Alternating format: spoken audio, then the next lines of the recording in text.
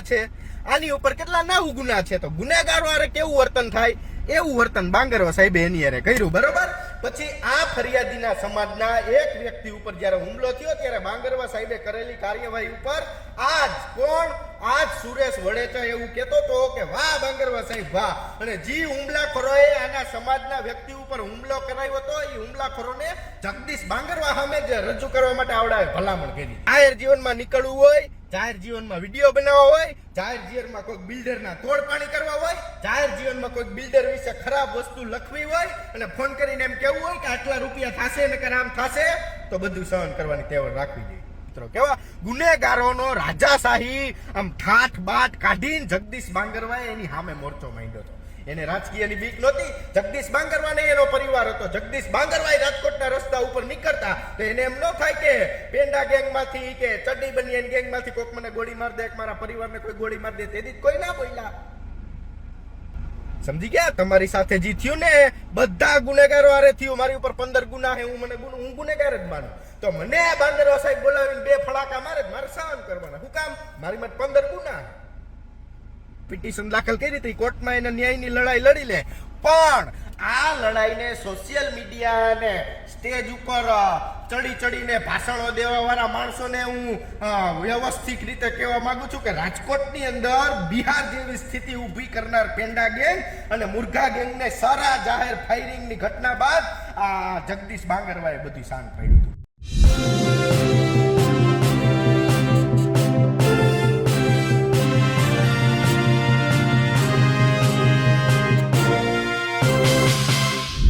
રાજકોટમાં જે પ્રકારે કોળી પત્રકાર પર હુમલો થયો, બિલ્ડરના કહેવા પર તેને ઢોર માર મારવામાં આવ્યો. આ ઘટનામાં પોલીસ અને ખાસ કરીને ડીસીપી જગદીશ બાંગરવા પર ગંભીર આક્ષેપો લાગ્યા. કોળી સમાજ અને ખાસ કરીને કોળી આગેવાનોએ આ અધિકારી પર એક્શન લેવાની માંગ કરી. ત્યારે હવે એક સોશિયલ મીડિયા ઇન્ફ્લુએન્સર જગદીશ બાંગરવાના સપોર્ટમાં આવ્યા છે. તેમણે કહ્યું છે કે આખું રાજકોટ આ અધિકારીને સપોર્ટ કરે છે. બન્ની ગજેરાએ કોળી સમાજને પણ આખી ઘટના જાણ્યા વગર રિએક્ટ ન કરવા અને સપોર્ટ ન કરવા જેવી સુફિયાણી સલાહ પણ આપી છે. નમસ્કાર, હું છું ચંદ્રિકા પુત્રી નિરાલી. આવો સાંભળીએ સોશિયલ મીડિયા ઇન્ફ્લુએન્સર બન્ની ગજેરાએ આ અધિકારીને કેવી રીતે સપોર્ટ કર્યો અને શું કહ્યું છે. નમસ્કાર ગુજરાત. રાજકોટની અંદર અત્યારે કળાકાન ભડાકા થાય છે.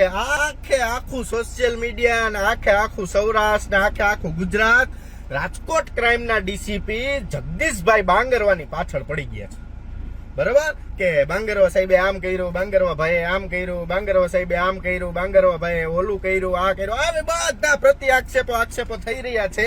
હુકામે ચૂંટણી આવે છે. આના પ્રત્યે હું તમને ડીપમાં લઈ જાઉં તો લુખાગીરી, દાદાગીરી કે તોડબાજી કરતી રાજકોટની ટોળકીઓમાં આજે છે ને ફૂલ ફફડાટ ગુનેગારોની ટોળકી હતી ને ફૂલ ફફડાટ વાપ્યો હતો. હું કામે? કારણ કે જગદીશ બાંગરવાની ટ્રીટમેન્ટથી ગુનેગારો એટલા ફફડાતા રાતે 12 વાગ્યા પછી ટોળામાં બેસવું હોય ને તો માણસો વિચાર કરતા બાંગરવા આવશે, ભાગો બાંગરવા આવશે.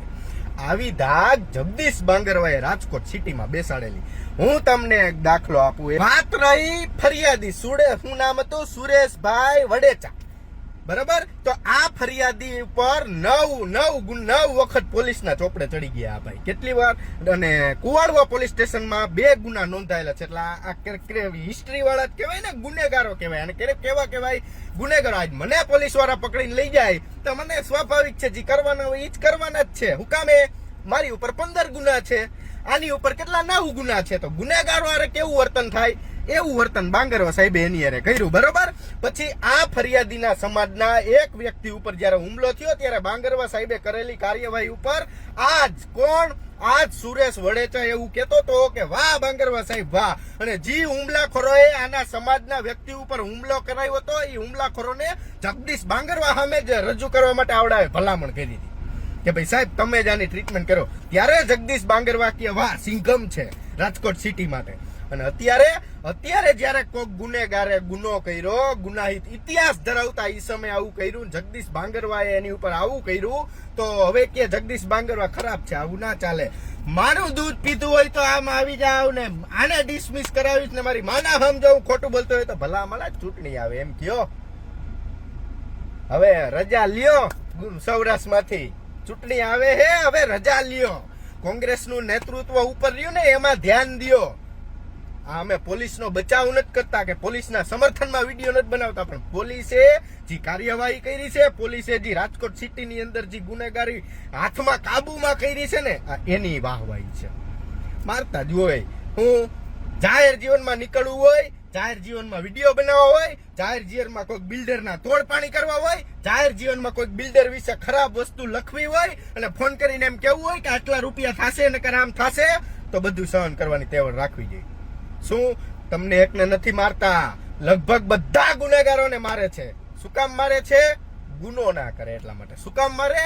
સુધરવા માટે. બાકી મને ખબર પડે કે મને કોઈ પ્રકારની પોલીસ વાળાએ મને પકડવો હોય તો પેલા અરજી થાય, અરજીમાંથી મારે એને જવાબ દેવાનો હોય, હું જવાબ દઈ આવું. પછી જો એવું લાગે કે એફઆઈઆર બને છે તો એફઆઈઆર ફાટે ને તો મારી ધરપકડ થાય. હવે આટલી બધી લાંબી પ્રોસેસ કરતા તો ગુનેગારોએ મામલા ભરી દીધા હોય. તો પોલીસ વાળાને કરવાનું હું? આમ જવાનું, આમ જવાનું, આમ જવાનું, કે પછી નેતાઓ કે એમ જવાનું? આમાંય પોલીસ ભીંટમાં છે. રાજકોટ શહેરના ગુનેગારો ક્રાઇમ બ્રાન્ચના નામથી ફફડતા મિત્રો. કેવા ગુનેગારોનો રાજાશાહી આમ ઠાઠ બાટ કાઢીને જગદીશ બાંગરવાએ એની સામે મોરચો માંડ્યો હતો. એને રાજકીયની બીક નહોતી. જગદીશ બાંગરવા ને એનો પરિવાર હતો. જગદીશ બાંગરવાએ રાજકોટના રસ્તા ઉપર નીકળતા તો એને એમ ન થાય કે પેંડા ગેંગમાંથી કે ચડ્ડી બનિયાન ગેંગમાંથી કોક મને ગોળી માર દે, મારા પરિવારને કોઈ ગોળી માર દે, તેથી કોઈ ના બોલ્યા. અને એટલા બધા તમે સમાજ પ્રેમી હોય તો જામનગરની અંદર ઓલી એક દલિત સમાજની બેન છે બચારી, કેટલા વિડીયો બનાવે ન્યાય બાબતના, એનું બધું આઈડી બાઈડી બંધ કરી દીધું ને આ બધું કર્યું. બાંધો મોરચો ન્યા ખબર પડે ના મંડાય. ક્યાં મોરચો મંડાય? જ્યાં મતની જરૂર હોય. ક્યાં મોરચો મંડાય? જ્યાં નાતી જ્ઞાતિ જાતિના વાણા હોય અને જ્ઞાતિથી મત ભેગા કરીને આપણે ચૂંટણી જીતવાની હોય, માહોલ બનાવવાનો હોય, ન્યા બધા કરતૂતો, ન્યા બધી વાહવાહીઓ થાય તો ટાઈમ મળી જાય. બાકી કોઈને ટાઈમ મળતો નથી. સમજી ગયા તમે મિત્રો? એટલે આવું બધું છે. હા, જગદીશ બાંગરવા સાહેબે રૂપિયા લીધા હોય કે કોઈ રાજકીય કિનાખોરી હોય કે કોઈ નેતાનો એને ફોન ગયો હોય કે એને મારીને તોડી નાખજો અને આમ કરજો, તો વસ્તુ અલગ છે. પણ આ વાત ખોટી છે મિત્રો. આની અમે પુષ્ટિ કરીએ છીએ. સમજી ગયા? તમારી સાથે જે થયું ને બધા ગુનેગારો હારે થયું. મારી ઉપર 15 ગુના હે, હું ગુનેગાર જ માનું. તો મને બાંગરવા સાહેબ બોલાવીને 2 ફડાકા મારે જ મારે સહન કરવાના. શું કામ? મારી માટે 15 ગુના હે. સમજો છો ને તમે? મારી માથે 15 ગુના છે તો ઈ મારવાના જ છે, કારણ કે કામ આવે આપણે એવા કરીએ.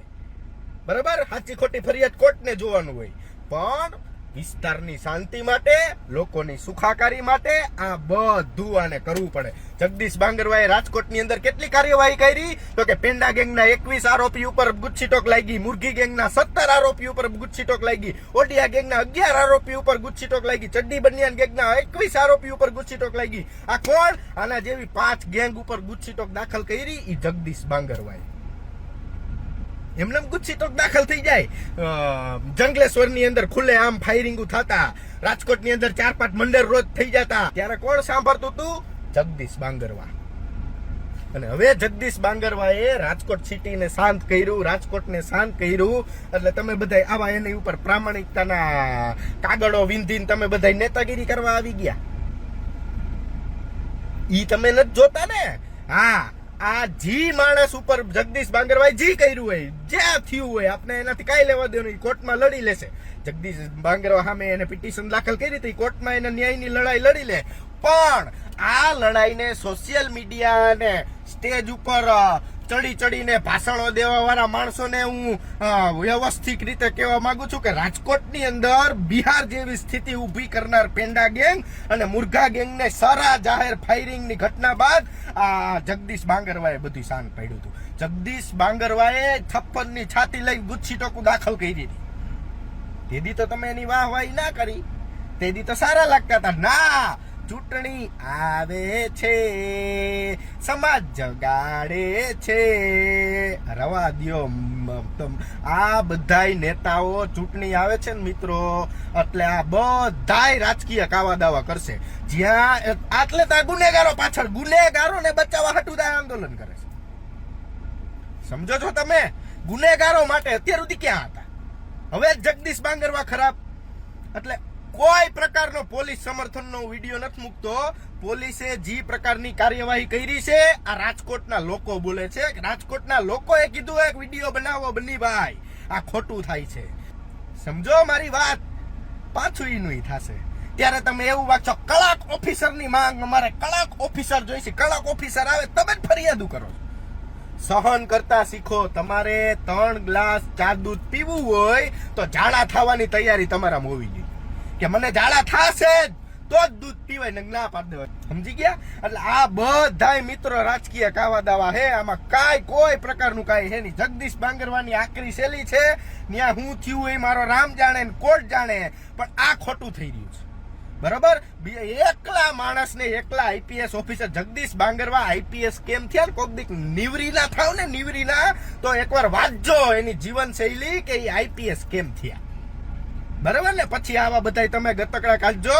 અને હજી અમે કઈ છીએ, હજી હું કહું છું કે આઈ સપોર્ટ જગદીશ બાંગરવા ડીસીપી. આવા જ અધિકારીઓ જોઈશી. અમારા કુલા હોજવાડી દે તોય અમને ગમે છે, ગમે છે, ગમે છે, ગમે છે. અને આના વિરુદ્ધ જો કોઈ પ્રકારની બિન અધિકૃત કાર્યવાહી થઈને એટલે અમે પિટિશન દાખલ કરશું. બરાબર? અને કોઈ પણ રીતે પોલીસ બેડામાં ઊંધો મેસેજ તમે બધાય વાયરલ ના કરાવો. જનતા તમે જોજો, આ નેતુડિયું 2-5 ભાષણ કરી, 2-5 સભાઓ કરી અને એની ઘીરે વહી જાહે. એવા લેટર પેડ ઉપર કતરાઈના મુદ્દા લખીને દીધા. કોઈ દી કાંઈ થયું નથી ને થવાનું નથી. શાંતિ જાળવો. બાંગરવા સાહેબની કાર્યવાહી જે કરે ને એમાં સાથને સપોર્ટ આપો. બરોબર? આટલું રાજકોટ શાંત કર્યું છે ને તો હાવ રાજકોટ શાંત કરવાની એનામાં તેવડ છે. તો જેમ તમે બન્ની ગજેરાની વાત સાંભળી, તમે તેમની વાતથી કેટલા સહેમત છો, આ ઘટના વિશે શું વિચારો છો, કમેન્ટ કરીને જણાવો. અત્યાર માટે બસ આટલું જ. સમાચારને લગતી વધુ અપડેટ્સ માટે અમારી વેબસાઇટ www.gujaratplus.in પર પણ માહિતી મેળવી શકો છો. ધન્યવાદ.